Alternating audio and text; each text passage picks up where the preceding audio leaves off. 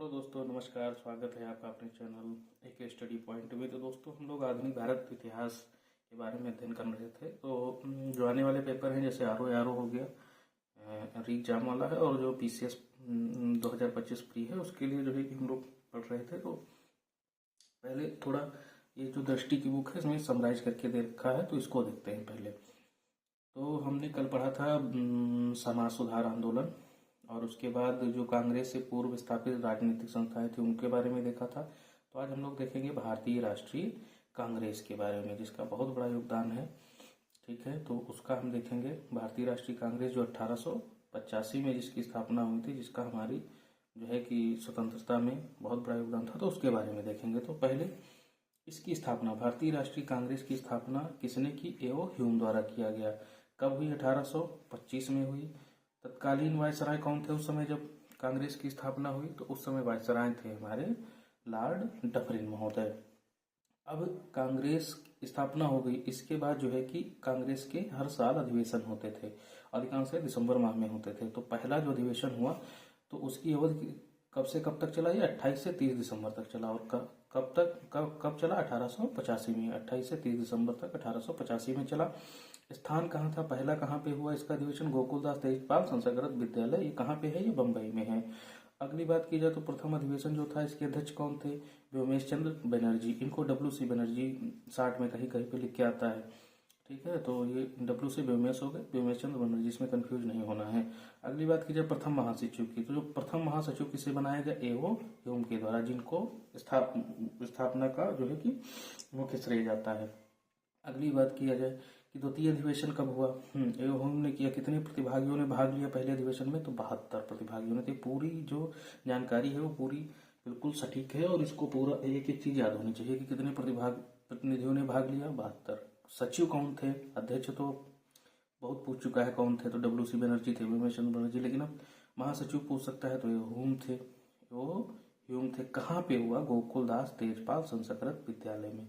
कब से कब तक? 28 से 30 दिसंबर 1885 को हुआ। अगली बात करते हैं द्वितीय अधिवेशन की। तो द्वितीय अधिवेशन कब हुआ?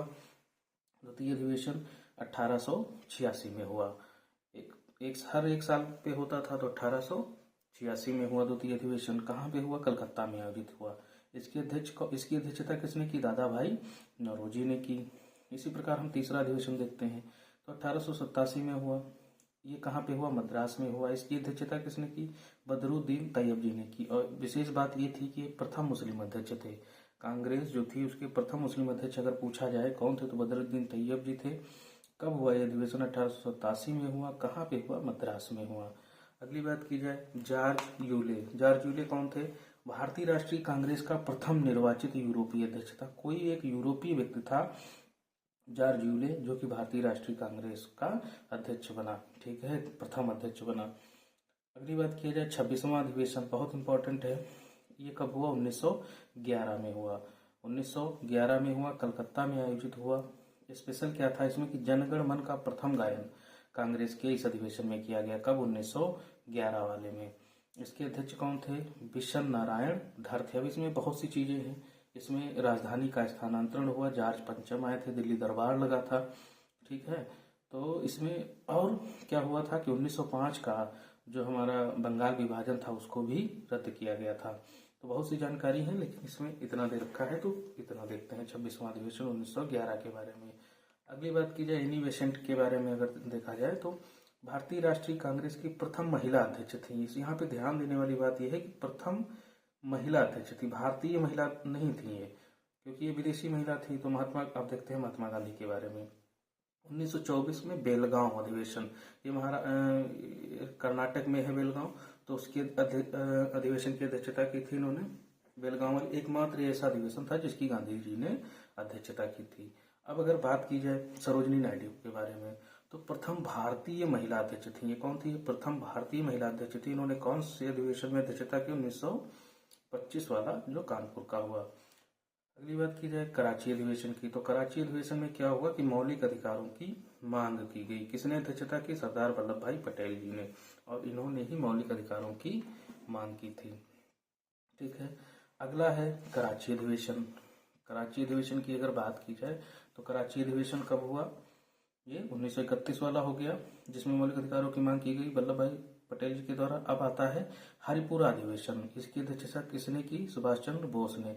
तो अब हमें क्या याद रखना है? हरि त्रिपुरारी, किसके लिए? सुभाष चंद्र बोस जी के लिए। सुभाष चंद्र जी के लिए क्या याद रखना है? हरि और त्रिपुरारी। त्रिपुरा अधिवेशन 1939 में हो, हरिपुरा 1938 में, दोनों की अध्यक्षता सुभाष चंद्र बोस जी ने की थी और दूसरे वाले में उन्होंने त्यागपत्र दे दिया था। तो जेबी कृपलानी के बारे में अगर पढ़ा जाए तो भारत की स्वतंत्रता के समय भारतीय राष्ट्रीय कांग्रेस के ये अध्यक्ष थे। तो अगर आपसे ये पूछ लिया जाए कि जब भारत स्वतंत्र हुआ, भारत की स्वतंत्रता के समय भारतीय राष्ट्रीय कांग्रेस के अध्यक्ष कौन थे? तो वो थे जेबी कृपलानी जी थे। ठीक है। अब अगर और कुछ महत्वपूर्ण तथ्यों की बात की जाए, इसमें कुछ महत्वपूर्ण तथ्य दे रखे हैं, इनके बारे में देख लेते हैं कि बाल गंगाधर तिलक को भारत में अशांति का जन्मदाता कहा था। किसने कहा था? सर वैलेंटाइन सिरोल ने। वैलेंटाइन सिरोल ने क्या कहा कि बाल गंगाधर तिलक जो है कि अशांति के जन्मदाता हैं। देश में पहली राजनीतिक हड़ताल की गई थी कब?